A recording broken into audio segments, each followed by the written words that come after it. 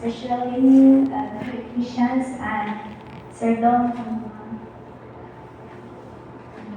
During my work immersion, I learned a lot, like proper hand washing and personal hygiene. Kanang bago ka mo suot sa kitchen gyud kay dapat dapat mampunaw yung kadaan. Naamon to'y mga step by step mga like dito do ani Maria na bago niya kuan sana. So mo to. Next kuan mag dapat good complete uniform ka dapat na akay hairnet dapat yung kay dapat nakapugong punta na yung buhok kay what if may mga habong dito makas pa ay na mo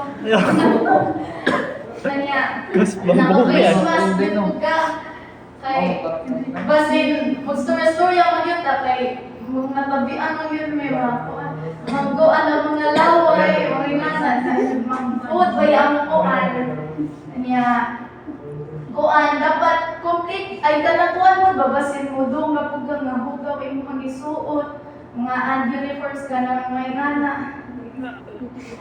mga hygiene proper hygiene niya.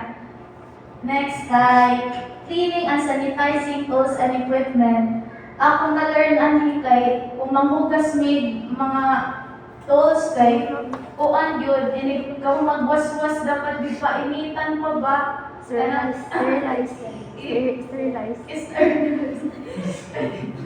Like ato niya tuhan ipatuan hindi ka mamanatan niya sa sunod waste segregation and disposal ganang important yun ng maintaining cleanliness building kuan kay kuan ba ya mga pasyente ba yung nagaan din ha yeah.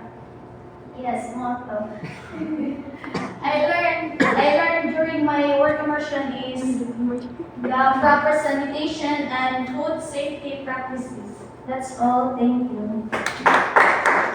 Thank you, Jerry, for sharing.